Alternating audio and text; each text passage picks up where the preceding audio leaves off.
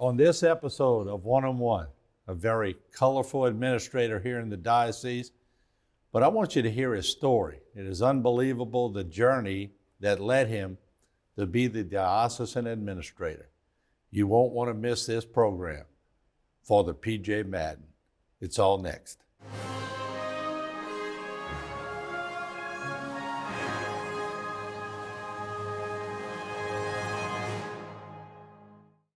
One-on-One is brought to you by the Law Office of Waits and Downer.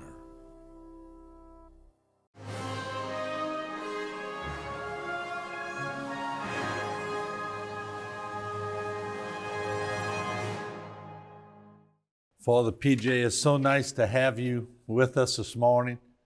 And I love the way you always start off with a smile. Where'd you get that from? My mother. Simple. Yeah. And it's easier. Somebody told me when I was a young fella, it only takes 15 muscles to smile, 62 to frown. So why waste your energy frowning when you can just save energy and smile? That's very true. But how do you keep smiling with all of the duties that you have now as a diocesan administrator, which really is the bishop? How do you keep smiling? I'm not so sure myself. Let's put it like this. And thank you, first of all, for the opportunity to speak with you again this morning, Martin, and speak about the privilege I have to be the acting bishop of this diocese. Mm-hmm. It's an incredible privilege to be in the situation I'm in. But I was elected to the position by 7 good priests who are called the College of Consultors. These men have been my support from day one. In addition to that, in the position I hold by the grace of God and the privilege of the choice of my brother priests, I also have the direct support of the Archdiocese of New Orleans. The Archbishop of New Orleans, Greg Amond, calls me regularly to ensure that if there's any issue that's bigger than me, that he can assist me dealing with it. So I feel that level of security and support. And most importantly, I feel the trust of my brother priests in the position they elected me to undertake.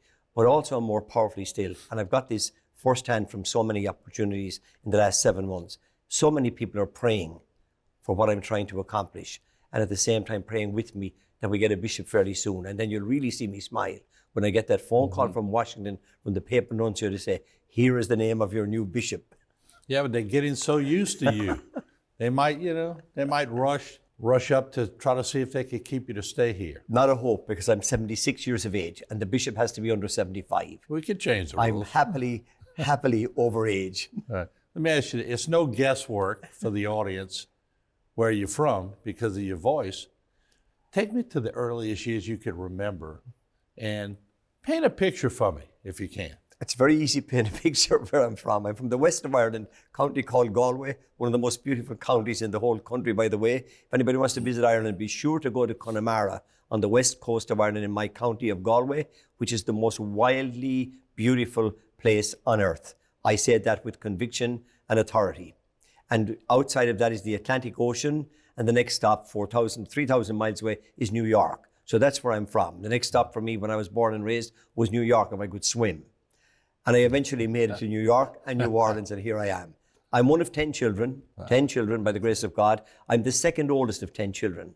My mother prayed when she got married to my father that she would have an even number of children. To tell how she got to 10 is a big story, which I won't dwell on.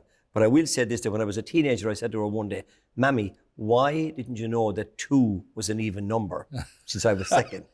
And her answer was, don't fly in God's face, son. Let God decide.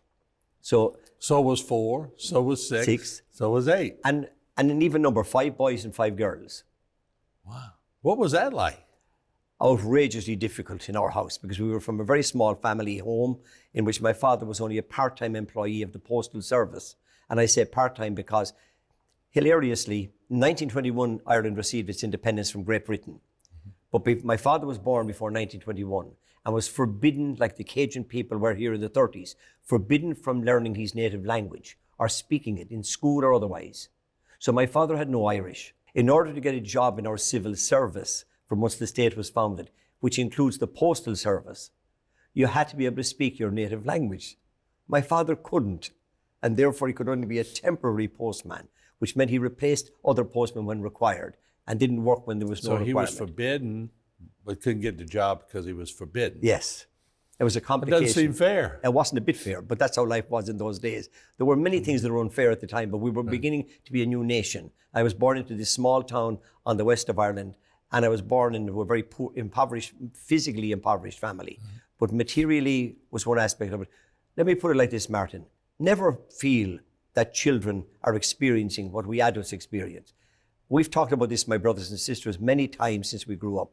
We never knew we were poor because our mother joined us together every evening around the kitchen table on our knees to pray the rosary, which was the most important element of our day. And the rhythm of the rosary and the affection of a wonderful mother, we had a wonderful mother, God rest her, Gertie was her name, gave us an understanding of life that has held up ever since for me.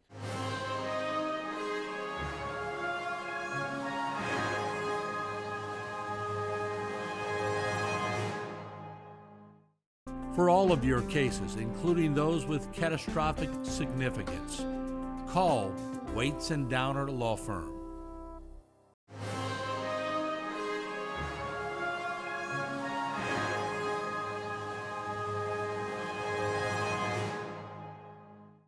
When y'all prayed the rosary, y'all had 10 kids, 6 decades. Did y'all alternate the decades? Because we had 6 children in my family, and I think that's why they had 6. So everybody had a shot at it.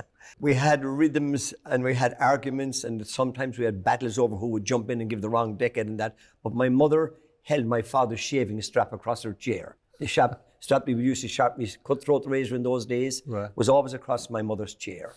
And if we got into any argument about something, you got to swish the strap across your butt and you silenced yourself. And she decided who gave the decade. That was it. So your mom was the disciplinarian? The mom was everything. Yeah. Mom was everything. Describe her to me. She was a beautiful woman. She was small like me, maybe about 2 inches taller than me, 5'6". She was a home mother all the time. She was a very intelligent woman, though not very highly educated. But she had a powerful intuition of heart, was so generous by nature. The home I lived in and was born and raised in is still there. My sister now lives in it. And it's right opposite the main general hospital in our town, which was a big event when we were children, to have a general hospital across the road. That hospital in those days wouldn't have hospitality effects for visitors to patients, for example. And frequently people would come across from that hospital to our house to ask my mother, could they sit in our kitchen while they were waiting for someone to have x-rays in the hospital or treatments in the hospital. And so my mother became known as Gertie Madden's halfway house, because it was always open to people waiting for hospital care. And that gave us an understanding there's a bigger world out there. There's also an opportunity out there to be kind to people, to be understanding, and to welcome the stranger. And I don't say that as a cliche. We actually grew up like that. We never knew who would turn up at our home. If we ran home from school during lunch hour, which we did, you didn't know who you'd find in my mother's kitchen. When I say my mother's kitchen, there was only one room in the bottom of our house. The kitchen was everything. So that's where you'd find someone sitting in. Just listening to her letting other people in the home, she was really like a saint on earth. She was a Trojan. She was a warrior. She was a hero. She was a great mother. Wow. Sounds like you came from a very religious family. Yes. Were all the children, obviously you are, but were all very religious? At the time, we all were. Okay. And my brothers and sisters, by and large now, still practice the faith. Sadly, like many, many families, their children don't, because they've kind of just lapsed into a new understanding of what their understanding of religion and faith practice is. They have the root and the seed of the faith, but they don't practice regular mass, for example, on a Sunday, like I wish they would. But our generation was different. Our times are different now, and we accept where we're at and keep on praying that Christ is operating in everyone's life at the time. Yeah. And I know you have a different avenue of how you became a priest, but early on, did you feel God tugging on you for different reasons? Oh, yeah. I remember vividly, next door to my home was what we call a stone cutter in Ireland, a man who makes headstones for cemeteries. Mm-hmm. And he had a business there, so he was always chopping off lumps of stone. I remember at 11 years old specifically, the year I made my confirmation, I took one of his stones in our garden, flattened it out, got grass from my father's garden, and marked the cross in the middle of the stone, and made it my altar, and began to celebrate Mass. Just at the time, Father Dunn had come to the house and asked me to become an altar server in the church. So from then on, I was concentrating on becoming a priest. At 15 years of age, I was in high school in Ireland, and I would serve the day boy sodality Mass on a Saturday afternoon. with my cousin Ronnie, who's now a priest in Georgia. And I saw this advertisement in the book in the sacristy one Saturday morning. Priest needed in Africa, Society of African Missions. I tore out the page. I wrote to those people and forgot to tell my mother. I wrote to those people and said, I would like to be a priest in Africa, PJ Madden. And forgot all about it. Until one day, that summer, a massive giant-sized priest knocked at our front door. At the same time as my mother is in the hospital, about to give birth to her 9th child. And he storms the door with his full body and says, is this Madden's? And I said, yes. I answered the door, yes, Father. Is your mother home? I said, no, Father, she's in the hospital about to have a baby, which is, remember, across the road. He said, well, then I'm looking for PJ Madden. I said, I'm PJ Madden. And he pulls the letter out of his pocket and said, and I'm Father, whatever his name was, I forget now. You want to be a priest? And I said, oh, and I began to stammer. He said, can I come in? So he came and he sat down and he said, this is your letter. You want to become a priest in Africa? Yes, Father. Okay, we need to talk to your mother. Can we go to the hospital? Went over, my mother really had the baby in the bed there, and then she got to shock. And he said something beautiful, which is also important about how the church operates if you're open to the Spirit. He said to her, Mrs. Madden, your son wrote to me, he wants to be a priest. I'm 15 years of age now, remember. And he says, we have a junior seminary in a place called County Mayo. We'd like him to go there and test his vocation. And Mammy said, Father, PJ can't be a priest. We have no money to send him to a seminary. And he said, Mrs. Madden, did I mention money? And she said, no, Father. Well, then he said, why are you mentioning money? The church takes care of people who think they want to be priests. Mm-hmm. So now will you let him go? And she said, and this was her beautiful phrase, if it's God's will, Father, he can have him. If not, he'll always be welcome home.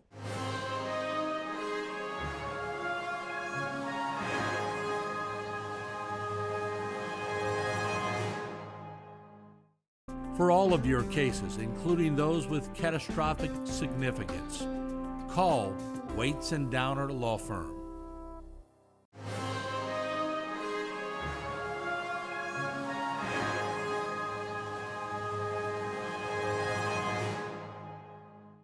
So that was at 15 years. 15, I joined a seminary. I was in for 3 years, 2 years of formation, then a beautiful year of the novitiate. And at the end of the year of the novitiate, I became extremely ill.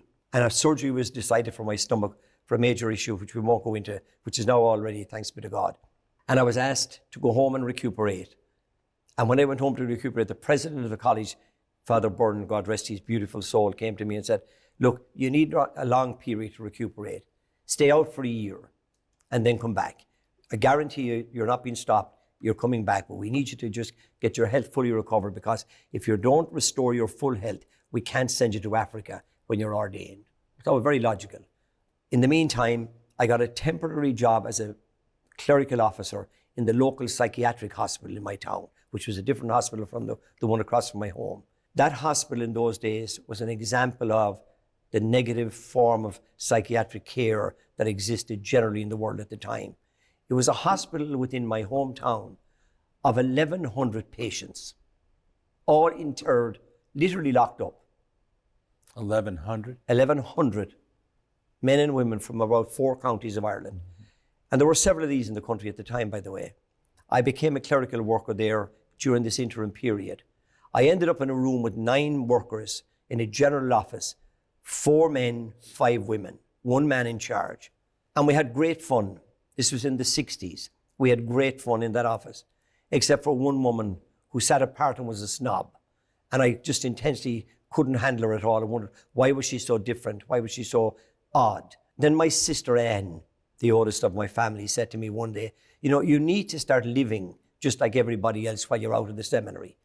You need to come to a dance. I said, I'm never going dancing. I hate it. And she said, you have to come to a dance. And my mother agreed with her. So I went to a dance. And to cut a long story short still, you were required in those days, if you worked with women, if you went to a local dance, you had a duty to go and ask each of the women you worked with, will you dance with me? And they loved embarrassing you by saying, no, I won't. So you walked across the hall to ask a girl, will you dance? And if they worked with you, you'd say, no, I won't. Then you walk back blushing, shamefully, that you were rejected. And I used to blush a lot then, and I still do sometimes. But it began there, I think. This one woman, whose name was Mary Mitchell, was odd, quiet, withdrawn, reclusive, not inclined to participate in any of the jokes around the office about why didn't you dance with me last night, and all the banter that would go on after a night dancing. And then one day, I'm coming back from my lunch, and she's coming back from her lunch the other side of the hospital gate, and we turn into an avenue to walk up together. And as we do, I'm saying to myself, oh my God, this one is going to meet me at the gate. What am I going to talk to her about going up the avenue? This woman has nothing in common with me, and I just don't even like her. So I'm walking up the avenue, and she says, PJ, did you see the promotions that have just been advertised this morning? Are you going to go for a promotional position? And I said, Mary, I'm not interested in promotional positions. I'm going to be a priest. I'm just here while I'm recovering from surgery and sickness. I'm going to be a priest in Africa. And she stopped. And she said to me, I go to Mass every day. And starting tomorrow, I'll pray that you'll be a good priest. I was absolutely shocked beyond my standing that I had so misjudged this woman to be a snob, a recluse, all the other things. The woman was deeply, deeply spiritual. I go to Mass every day, and starting tomorrow, I'll offer my Mass that you'd be a good priest. 3.5 years later, I walked her down the aisle and she became my wife. That is incredible. Mary Mitchell Madden. And for 29.5 years, we lived a wonderful life, blessed by all the blessings we could receive from Almighty God, except a child. She was the oldest of 9. I was the second oldest of 10. And God chose for his own reasons that every other blessing in our marriage, we remained very active in our faith, in our church, in our communities. I was president of my local credit union, for example, for 14 years. We remained active in our communities all the time, but we weren't blessed with a child. When we were 4 years married, we discussed what we might do with our lives. She had a sister who was here in this diocese at the time, which was part of the Archdiocese of New Orleans under Archbishop Hannon. And her sister was Sister Miriam Mitchell, who eventually became Chancellor of this diocese under Bishops Jarrell and Jacobs. And she was working in Kramer, of all places, a little place I would never have heard of, Kramer, doing social ministry for the Archdiocese. And I wrote her a Christmas card note, and I said, since we have no children and we don't know what we're going to do with our lives, could we go out and help out there with what you were doing?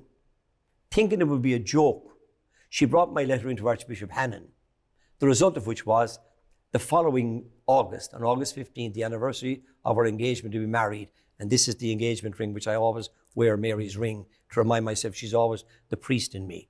Yeah. We arrive in New Orleans, and we're assigned to take over. I'm assigned to St. Mary's Community Centre in the French Quarter. I laugh at it myself because I had never heard of the French Quarter, and at the time, it was fully living up to its reputation of everything sinful and wonderful at the same time. And I end up responsible for that might have been a bigger bigger challenge than Mary in the earlier days. That was a much bigger challenge than Mary, I can assure you. So that's how my life formed as a young man until I was about 26 years of age. We ended up in New Orleans. That's for an 5 incredible years. story. Have many people heard that story? I'm not so sure. Probably around Ireland, they did, yeah. My extended family would know it well, yeah.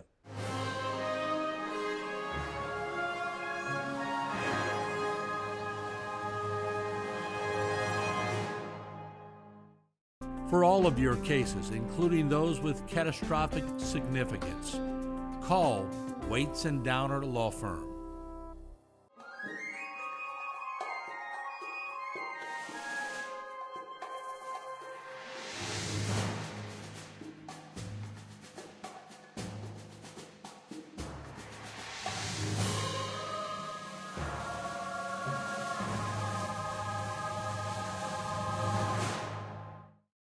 This one-on-one program has been brought to you by the law offices of Waits and Downer.